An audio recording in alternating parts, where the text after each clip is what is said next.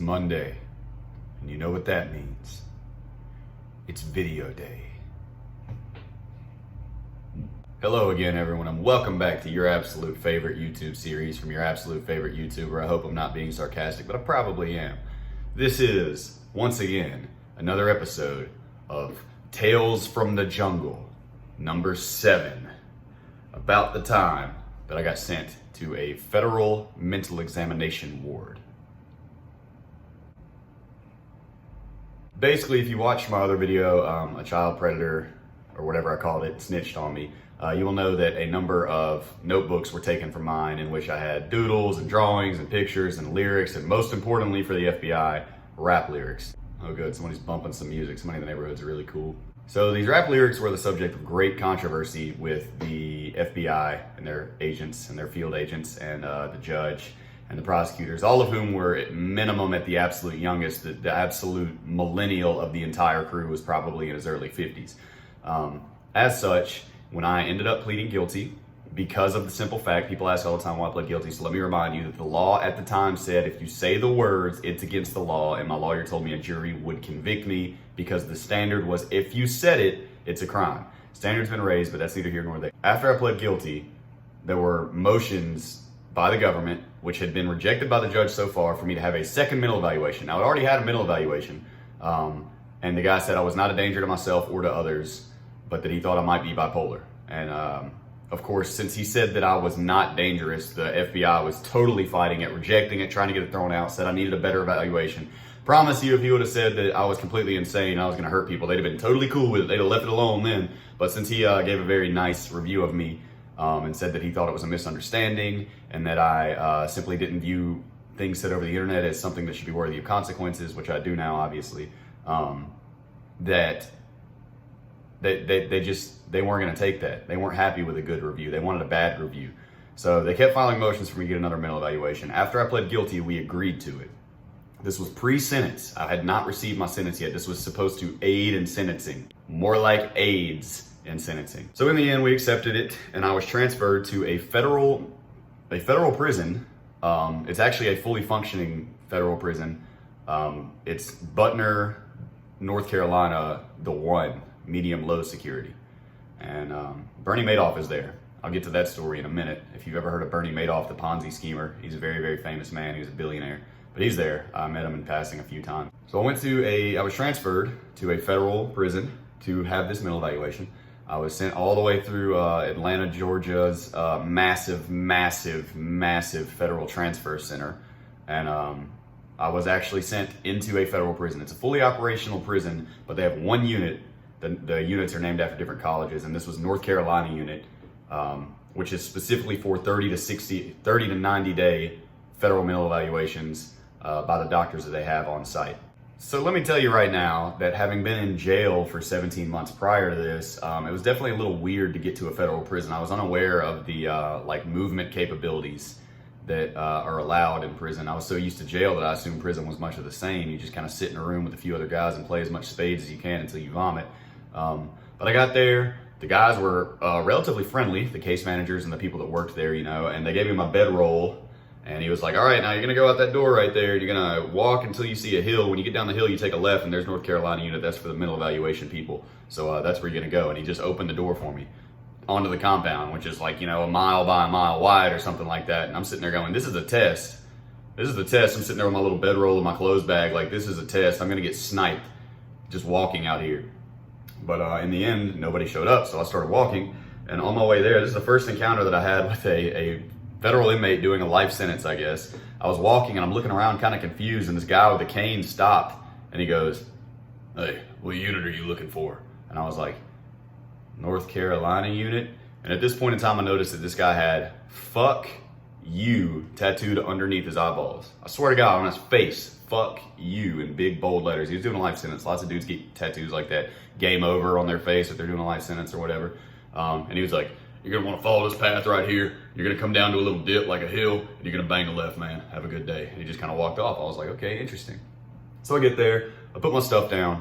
I learned pretty quickly that there's a lot more to do in prison. I could go to the rec yard and check out a guitar, which I obviously had not played in a year and a half, and it felt amazing. My fingers started bleeding very, very quickly, and I just couldn't stop playing. I was so relieved and happy to have to be able to play guitar. I was actually in a band at the end of my very first day there. When they saw me playing guitar, they asked me if I would, join the band. And I was in 2 different bands there for a while, same as at the other prisons that I was at. So let me just say, 90 days on a federal mental evaluation ward, no pun intended, it was insane. I should briefly point out the fact that I was the only person there, I think, that was trying to prove I was not insane.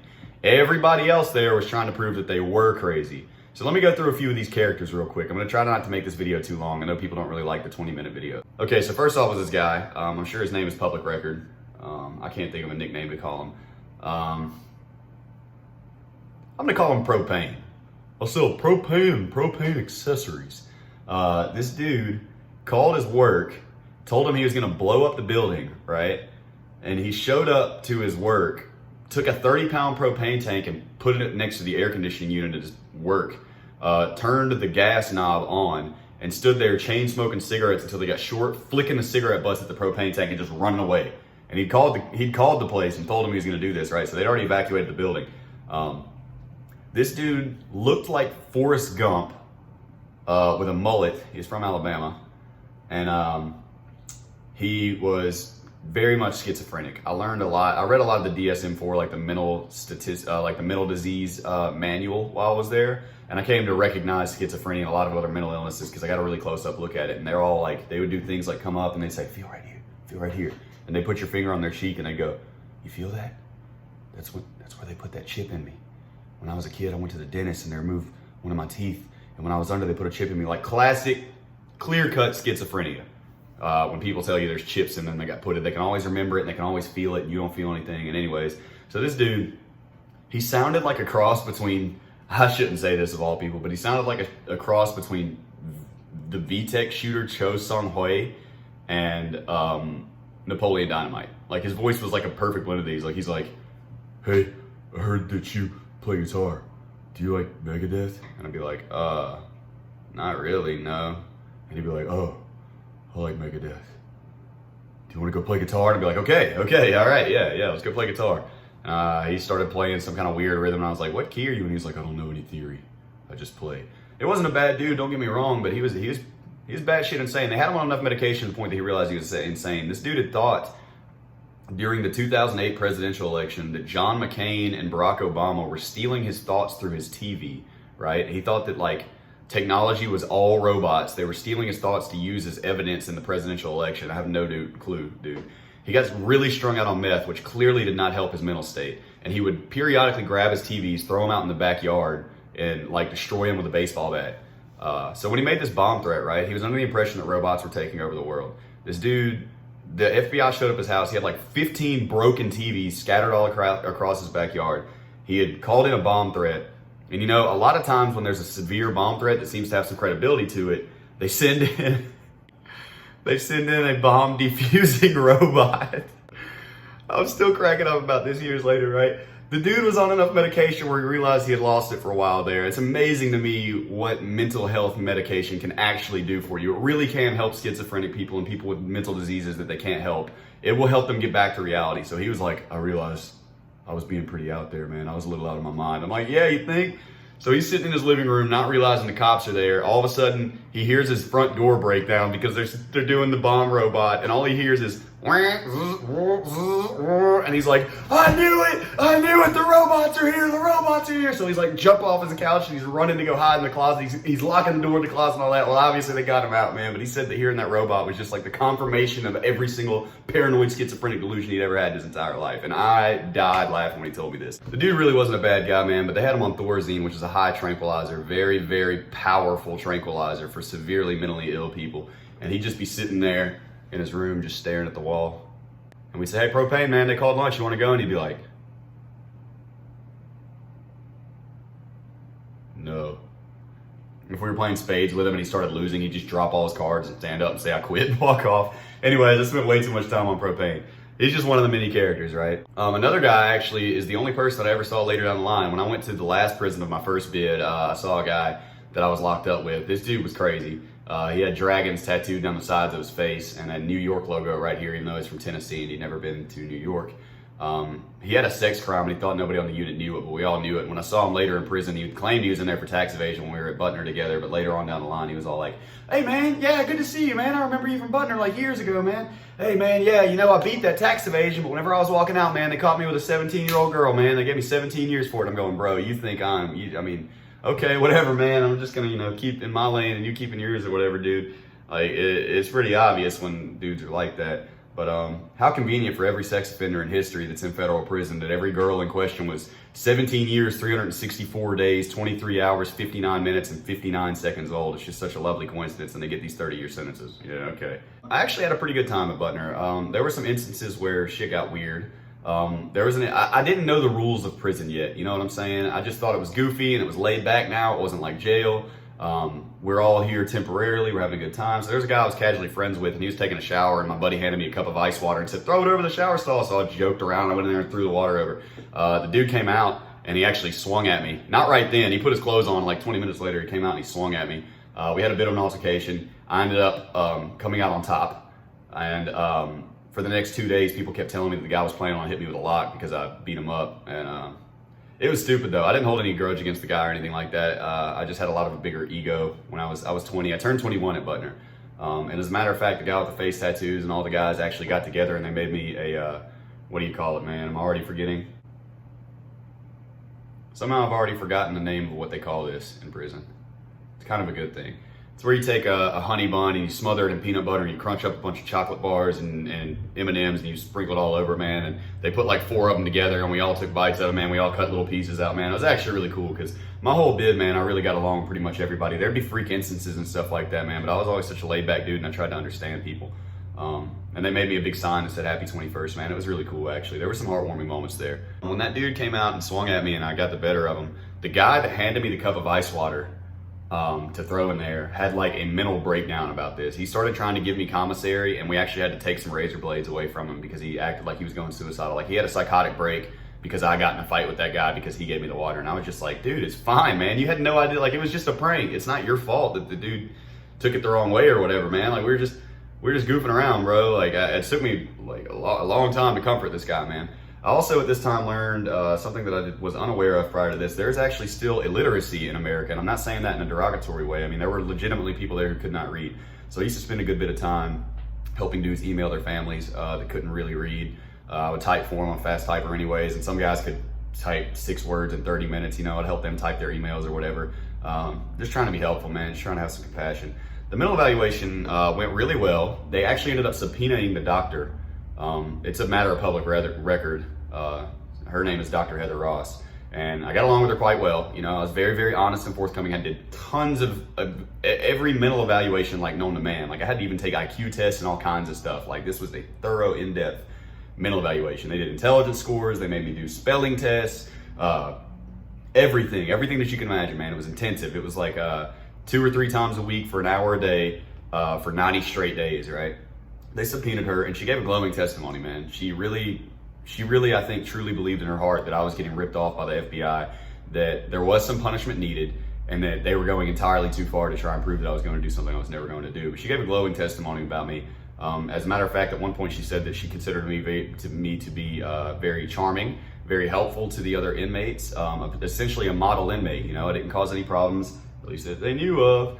I passed the 2 random drug tests I got while I was there, and I just stayed out of the way. You know, I was helpful to other people. When she said that I was charming, the judge's face got so red. He got mad. At that point, I sensed a deterioration in his attitude from that moment on. All the way to the point that by the end of the sentencing hearing that was 3 or 4 hours long, he slammed the gavel so hard he almost broke it. And even the probation officer that has to sit in came up to my lawyer and was like, he's pissed. He's really, really upset. I've never seen him like this before and I have no idea why. So I'm not gonna go talk to him just yet. Just hold on. At Christmas time, we played a show. I played bass in one band and guitar in another band. Bernie Madoff sat like 2 rows back. This was December of, I guess it would have been 2013 at this point. I've been locked up for a little over a year. Yeah, it wasn't 17 months that I've been in jail. It'd been almost exactly a year. Now to think about it, by the time I got sentenced, it was 17 months. So forgive me for misspeaking earlier. But I've been in for a year, you know. It was nice. We had a little Christmas show, and there was actually a little bit of like happiness in the air. A lot of inmates showed up for it. We played a little concert in the chapel at the prison. A lot of inmates came out, man. We had a good time. Everybody was being real nice to each other. Guys were handing out you know, candy and stuff to everybody, not in a creepy way, man, just like a big bag. And they're like, hey, Merry Christmas, and giving everybody in there, you know, Jolly Ranchers and Starbursts and other stuff like that. Overall, it was a relatively pleasant experience, surprisingly, except for a few mental breakdowns that people had, obviously. At one point, somebody used fecal matter to draw a cross on one of the bathroom stalls, and the COs were going around checking everybody's fingernails, trying to see if anybody had a bunch of duty under their fingernails, which nobody did, so we don't know who did it. I personally think it was the face tattoo guy, if I'm just throwing my opinion out there. I think he did it. I learned very quickly that you don't do card tricks on a mental ward. I learned a lot of card tricks in jail. I still remember most of them. I really enjoy doing card tricks for some reason. A lot of them come down to some kind of math, you know, and I just always found it to be very nice and fun, and I enjoy people's reactions. You don't do that on a mental ward. I got this one where I can make you essentially pick your card from a random pile, the one that you picked at first, and everybody, all these mental evaluation dudes are all standing around the table watching me do the trick, and I'm like, yeah, okay, now pick that. Okay, now move those two. All right, now pick one of those two, and then the dude picks it up and looks at it, and he sits it on the table, and they're all like, I knew it. Yeah, I learned pretty quickly you don't do card tricks in a mental evaluation unit. They already think that everybody can read their minds and the government's putting spies on them and stuff like that. Card tricks were not the way to go. The staff there was a little bit more helpful than I would meet later on down the line in other prisons, because this was a pretty laid back prison. I didn't know anything about like chomos and rats yet, but that prison is basically absolutely full of them. It's considered a safe yard for them. So I rubbed elbows with plenty of them, man, but I wasn't avoiding anybody. I was there for 90 days. I didn't have a reputation to maintain, you know what I'm saying? So I actually began my music theory studies there, between piano Paul and guitar Paul. I later became told from somebody when I went to Talladega prison to serve my actual time that they were both sex offenders, but like that thought never crossed my mind, if that makes sense, you know, that they might be. I was just so green at that point. But the piano guy had a degree in music theory, and so he basically sat me down and asked me what all I know, and it took me about 2 minutes to tell him everything I knew about music theory. By the time I left there, I had a full understanding of the 7 fundamental modes, how to build chords from triads and extended chords, and how to use the underlying scales, how to use appropriate modes over them. And I also, about this time, I learned about harmonies and how, you know, if you're playing let's use the typical example, if you're playing the A minor scale and you want to do a beautiful harmony over it, use the C major. It's the same scale, starting different note. I learned my music theory while I was there. A lot of it, the solid foundation that I got was from there. I used the time very well. I read all of the Game of Thrones books, which blew my mind. It was the first time I ever read them, and I can't even watch the show. You guys know me. I can't watch TV shows or movies made from books because they just can't do it right. Hollywood has priorities, and they have time limits, and they can't do it right. So it makes me mad. It makes me feel like somebody broke into my house and drew a picture of a mustache on my daughter or something like that. Like, it just triggers me. I can't handle it. I'm sorry. I don't know why. I wish I wasn't like that, but I just can't watch a movie or TV show from a book. It's just they mess it up too bad. All in all, like I said, it was actually surprisingly a very positive experience, man. I had a really cool cellmate. After a while, this like 19-year-old kid named Devin, he's a black dude that got caught with cracking a gun. He ended up getting 10 years. I think that's a mandatory sentence if I'm not mistaken. But he had a big scar across his neck, man. He tried to hang himself when the FBI came to get him. He was a really good kid, man. I wonder what he's up to nowadays. I don't remember his last name, so there's really no way for me to track him down. Last story I guess I can give about this. So I mentioned that Bernie Madoff is there, right? Very famous Ponzi schemer. He's a billionaire, and he was a con artist, and for like 40 years, he's making billions of dollars a year or something like that, man. I'm not sure the exact details, but I'd never heard of him. So when we got on the bus, we were going to Butner, and the marshals aren't supposed to tell you where you're going and stuff like that, but one guy let slip. We were going to Butner, North Carolina, and another guy was like, oh shit, this is what I thought he said. I thought he said, Bernie Madoff is there, and I was like, who's Bernie Madoff? So whenever I got there, I got email. I emailed my mom, and I was like, Mom, who is Bernie Madoff? He's some rich guy that's here, and he's apparently really famous. She said, Bernie Madoff is at that prison? Wow, that's crazy. He's really famous. So she copy-pasted his Wikipedia page and emailed it to me, right? So like the next day or 2 days later, I'm sitting in my cell reading a book, and my door flies open, and 2 COs come in, and they're like, why are you getting information on the other inmates? Are you trying to hold something over somebody's head? Are you trying to extort somebody? And I was like, bro, I don't know what the hell is going on. I just never heard of the guy, and I asked my mom, and she emailed me his Wikipedia page. That's it. And they were like, you can't be getting information on other inmates. You could be using that for leverage. You don't need to know anything about Bernie Madoff. And I was like, okay, I'm sorry, dude. I had no idea that I wasn't supposed to get an email about other inmates. I mean, looking back, it's fairly standard stuff. Because if people did that with sex offenders, which they do, they could be beaten, ostracized, whatever. Not really at Butner, but it's just a general rule of thumb. You can't be getting information about other inmates' cases. But there was an old joke there, since Ponzi schemes basically you lend me 10 grand and then every week I'll pay you back $1 or whatever, and we'll agree on this, and then eventually the payments fizzle out because I say I went bankrupt or whatever. That used to be a big joke. Don't let Bernie Madoff borrow nothing. He's gonna come try to get a honey bun from you until he give you 2 back on the 33rd of February. Just don't even mess with it. They were just kidding though. The dude had plenty of food. The helicopter wires, there's wires over all federal prisons. Now they're starting to put nets so people stop dropping in drugs on drones. But they have helicopter wires to stop people from getting, helicopter pickups, and they call them the Bernie Madoff wires there because Bernie Madoff was like the only one who had the financial potential to actually have a helicopter rescue him, because he was a billionaire. But he's actually doing a life sentence, so rest in peace, homie. So, looks like this video was a little longer than I intended for it to be. Now I'm gonna have to go edit it. I hope you guys like the thumbnail. I don't even know what it's gonna be yet. I don't think that my image came in yet. My homie helps me make the thumbnails. Oh, he did he finished it. Shout out to Ollie Oxenfree in my Discord, man. He always helps me out. If you guys ever want to hang out with me on live stream, man, I Twitch every day except for Sunday and Monday. Sunday I do a YouTube live stream. Monday is YouTube videos. The rest of the day, every other day of the week, I'm on Twitch. My daughter will be here May 6th. That's not this upcoming Wednesday, but the next. We're going to induce labor, man. I'm super, super excited. So if I disappear temporarily around that time, just be patient with me. My wife and my daughter got to come first. You guys understand, I'm sure. Much love, everybody. The Twitch is www.twitch.tv/jpillault. I think I finally said that pretty clearly. You can check me out on the tweet. You can check me out on the gram. I just put on Instagram a few pictures from a maternity photo shoot my wife and I did that are amazing. The photographer was absolutely incredible, and I had a great time. So much love, everybody. Thank you for all the love and support. I'm getting ready to be a dad next week, and I just could not be happier about it. So forgive me if my presence declines for, at least a week or two, beginning on May 6th. Wish me luck, man. It's a crazy world out here for me to be, raising my daughter, but I'm confident we're gonna take our precautions, wash our hands, wear our masks, and make sure that my daughter is safe at all costs. But I love you guys, man. Thank you all so much. Y'all have a beautiful day. Stay free, and most importantly, stay safe. I love you guys.